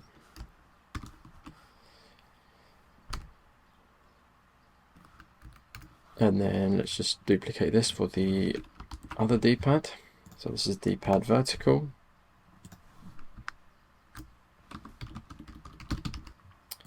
And then of course it's going to be a little different. So the width of this is going to be 80 pixels and the height of it is going to be 23 pixels. And then of course from the right it's going to be 8%, and then from the top it's going to be 42%. So as you can see now, that completes our Pokedex. I'm just going to make the screen 2 here to be a bit of a less of a border radius. So as you can see now, that's completing our first half of the Pokedex, which is this section here. So it's looking pretty good. Now let's move on to the hinge and the second part of the Pokedex. So let's move it to the second style sheet. And the first thing I'm going to do is just grab the container, which is wrapping around all of this, and we'll set the display to flex. And we'll grab the hinge, and this is going to have a width of 20 pixels, background color of D50625. And we'll set the border radius of this to be, let's just say 5 pixels. Set the height to be 470 pixels, and then margin top to be 45 pixels. So there's our hinge. Now let's target the second Pokedex, or the second half of the Pokedex. Pokedex 2, set the width to be 350 pixels, set the height to be 450 pixels, set the display to be block, margin top, let's make it a little bit lower, so 70 pixels so it looks consistent. So the background color to be FC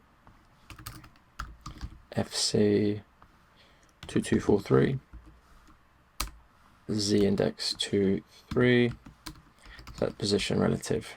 We have a bit of an issue here, and that's because the margin top, not margin all the way around. And then now let's target the hidden element, which is this section here, so it just looks consistent with the other side of the Pokedex. So this has an ID of hidden. Set the position of this to be absolute. We'll set the background color of that light red, height to be 30 pixels, and we'll set the width to be 60%. And then from the top, let's say minus 30 pixels. So you see now it's looking more consistent. Let's now style the search bar. We'll grab the ID of search bar. So the background color of this to be black. Display of flex. Height of 50 pixels. and then say margin top, let's set that to 60 pixels, margin left, set that to 20 pixels. So it's looking a little bit funky now, but we'll fix this, don't worry.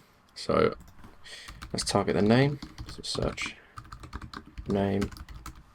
It's going to have a width of 90%. Set the border to none. Background color to a light grey. So 404. Set the color of the text to be Azure. Outline, let's remove it. Again, let's make the height 50 pixels to the left, and then font size, say 1.6 rem. So that's the search name. Let's also grab the placeholder, style that. So this is just going to have font size 6 rem, and then let's just add a bit of margin left to this too, of 5 pixels. And set the color of it to be light grey. So now let's target the button.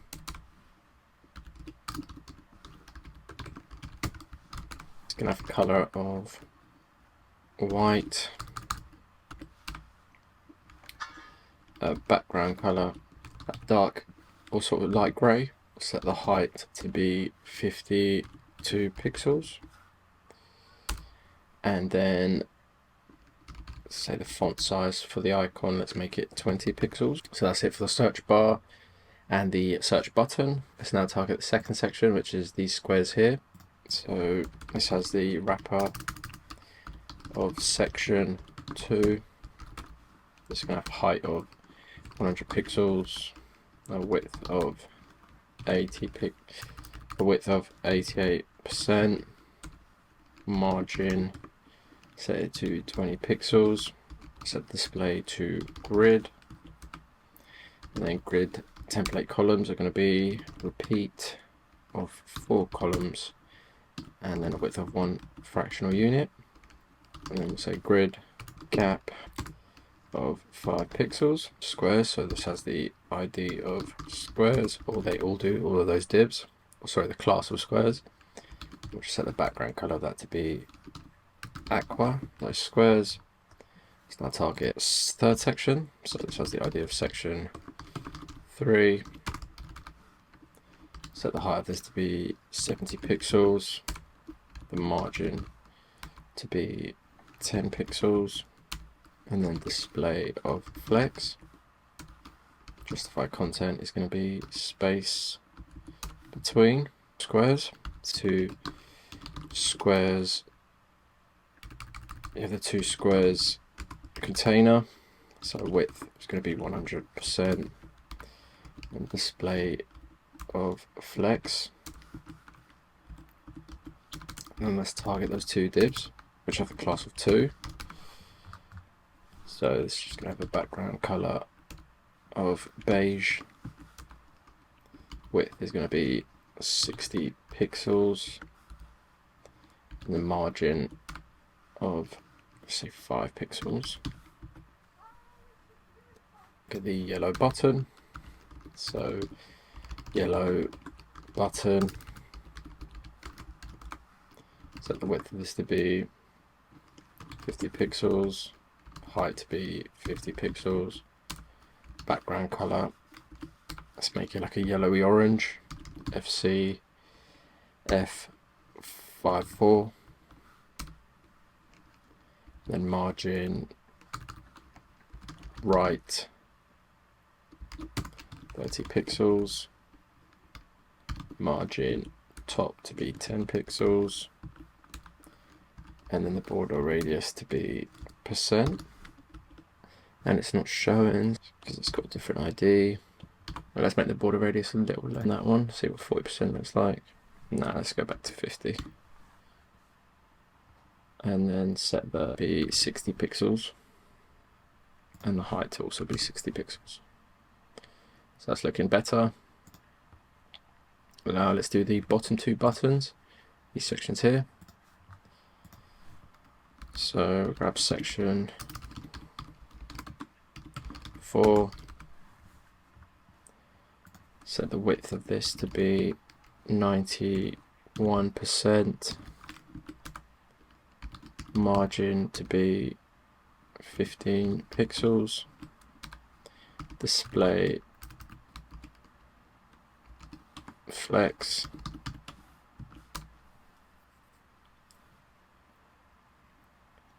and then justify content space between, and then we'll just target those two divs. So section 4, bottom 2. Set the height of these to be 40 pixels, width to be 130 pixels, and then lastly just grab the background color, which is going to be as 40404 at 40.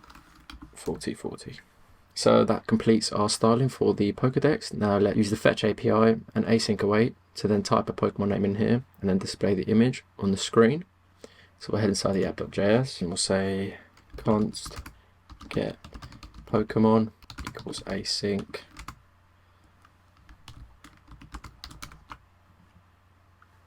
And then we'll put this in a try, and we'll say, let's first get the data. So const Pokemon data equals the await. Grab the fetch API, use backticks, and then we'll paste the Pokemon API inside of this. So this is HTTPS, and then it's called pokeapi.co/API/v2 for version 2/Pokemon.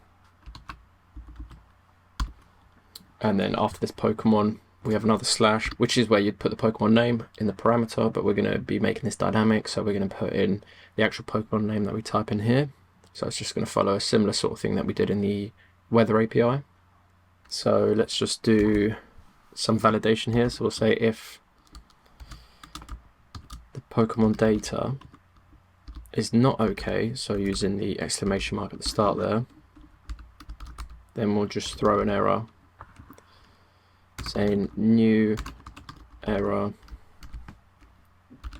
could not find Pokemon. So after that validation, we'll just fetch the data or turn it into a JSON format. So we'll say const data equals await. And then we'll grab the Pokemon data, which we'll be awaiting, and then we'll return it as JSON. And then we want to grab a property inside of that, which is going to be the Pokemon image. So we'll say const Pokemon image is equal to the data that we return, dot the sprites property, dot the front default, which again is just a property inside of the data that gets returned back. And then we need to display this image, so we're going to grab the image ID, so display Pokemon equals document dot get element by ID Pokemon image,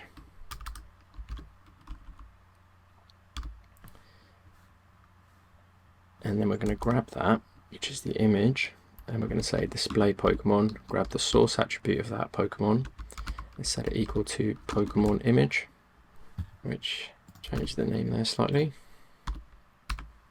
And then we need to display this, so we're going to have to set the style value of block. So we'll say display Pokemon dot style dot display is equal to block. So we'll set the catch on this. We'll say error console.log error if there is any errors. And then all we need to do now is just assign the value, the input value that we get from this input, and set it to the parameter of the Pokemon API. So we'll go above this, say const Pokemon name is equal to document.getElementById. So really similar to how we did it in the weather API. This is the search name input. So this input here, we want to grab the value of that, but also set the value that we put in here, automatically set it to lowercase. So using the lowercase method. So every time we type in a value, it will always turn it to lowercase. And then all we need to do is just insert it into this parameter here. So Pokemon image, sorry, Pokemon name. So now we have that parameter. So whatever value we put in here will display our Pokemon inside of the screen there. And we actually need to call this method in the search bar here. So we'll go back to the index.html. Inside of the button, we'll have an on click. And we'll set that to whatever the, so it's get Pokemon method, paste that in there. And now if we click on the search, if we type in a Pokemon, so we'll put in Bulbasaur again. If we search that now, you see we're getting that image of Bulbasaur. We just need to style this now so it fits the whole screen. So we'll say Pokemon image. We'll set the Z index to be 1000 just so it's always on top, and set the width to 100%, and then let's set the height to 100%. See, now it's working just as our original example. And if we type in another Pokemon, so let's say Charizard, and hit enter, you see now it's displaying as Charizard Pokemon, and whatever Pokemon is inside the Pokemon API will now work. So that's it for our last project. I hope you guys enjoyed this tutorial, and I hope you learned a lot about how we can work with Fetch API, using Async Await, and working with APIs, create cool projects.